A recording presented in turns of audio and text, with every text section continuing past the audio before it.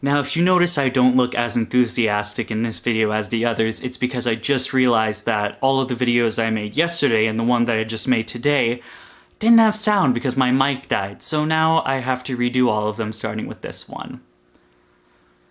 Now, Tokay geckos have really become my favorite breeding project to work with. I really dived in headfirst with the species, starting with 1 and then ending the year at almost 20. All in all, I think these guys are just my favorite. That being said, I do feel like there are some tips and tricks that I wish I knew before keeping Tokay geckos, and some tips that I really think will benefit the new Tokay gecko owner. So with all that out of the way, let's sit back, relax, and dive into tips for new Tokay keepers. Roll the intro.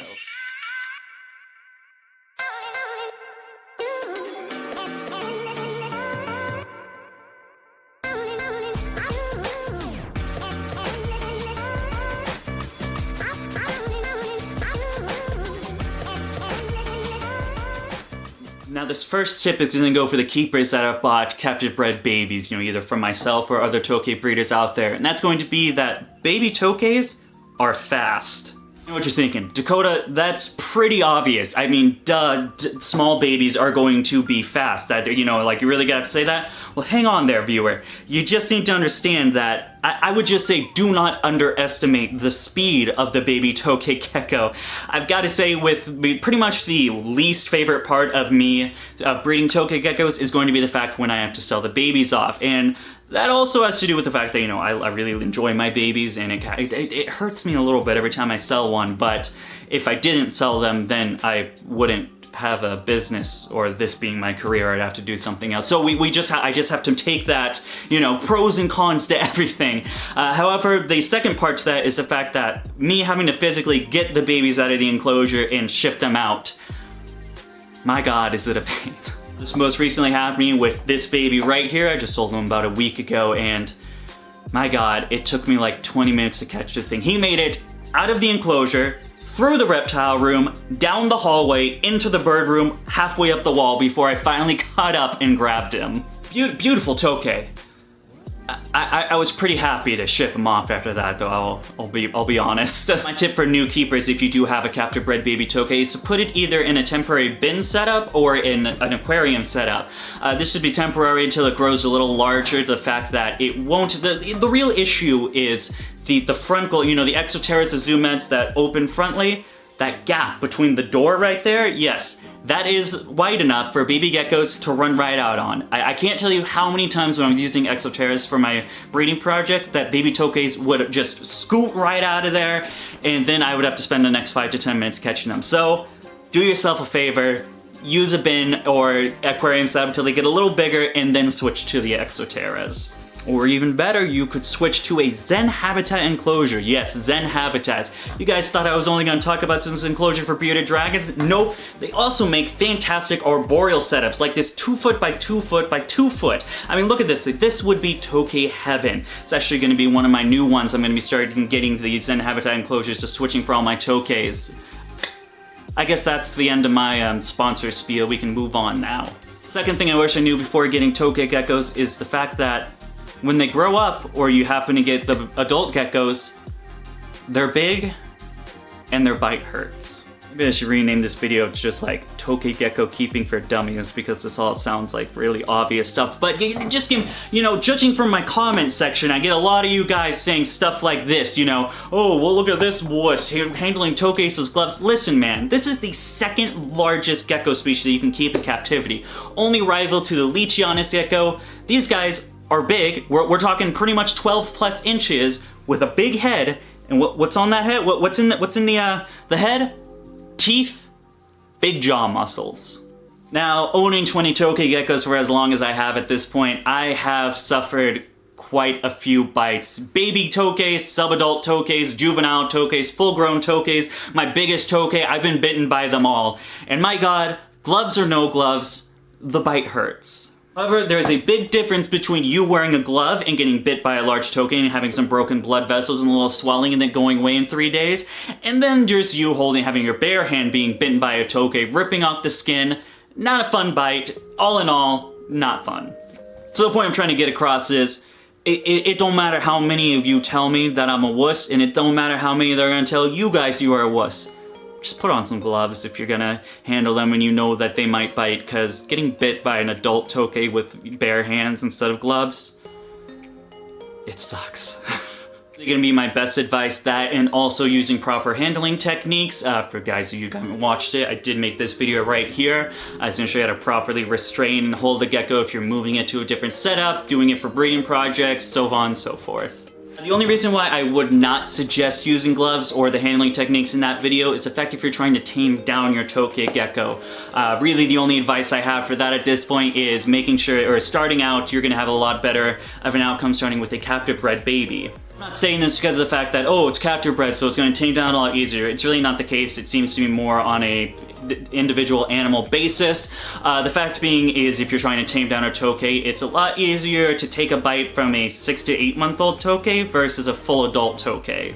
Because trust me folks, it's not a matter of if you get bit, it's when they Tokay geckos.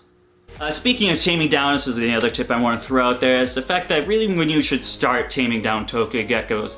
I see a lot of people when they have just the tiny babies they get from me and they're like, oh, I need some tips on taming the Tokay down. He's not really calming down, he's not really being habituated. That's because of the fact that when Tokay geckos are at the size that they are, so usually around, I usually sell mine around 1.5, 3 months of age, they're really gonna not have much confidence in themselves. This is when they're a baby, so they have a high instinct of that flee response, and so pretty much whenever they see something that's bigger than them, they're gonna dart away. And it's at this point of the Tokay's life cycle where you're really not gonna get much progress with you trying to tame it down, trying to really handle it more often.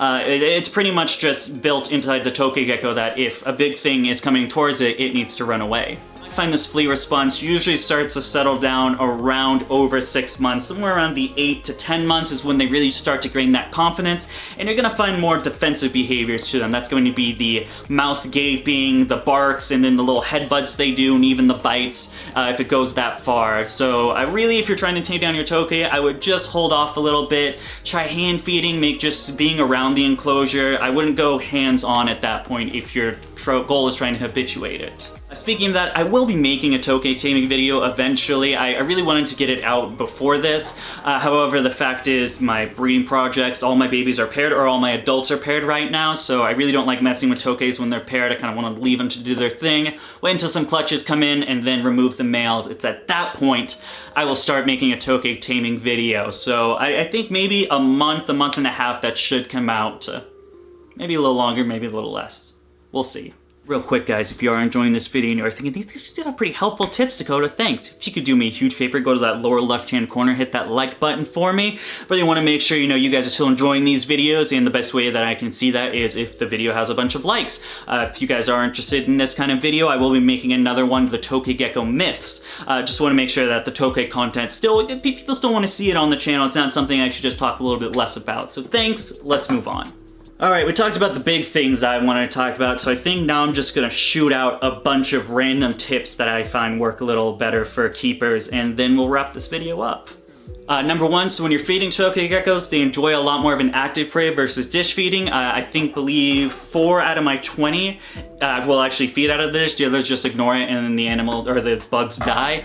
With that being said, you're gonna have a lot more luck with things like crickets, red runner roaches, lobster roaches versus dish feeding with things like dubia, superworms, waxworms, things like that. Number 2, you can provide a shallow water dish for your Tokay gecko, however, it's not a necessity. Personally for me, I actually don't use any water dishes in my enclosures. I simply mist twice a day, and the Tokays will lap up the droplets that are in the, the walls of the enclosure. I have seen Tokays, in those groups, Tokays drinking out of the water dish. However, that's really just a preference and not really a necessity. Number 3, if you are planning on breeding Tokay geckos, do not use this kind of cork tube, because I swear to God, oh man, try getting a Tokay gecko out of that 12 to 15, I don't even know, the long cork, the small ones that they can just wedge themselves into.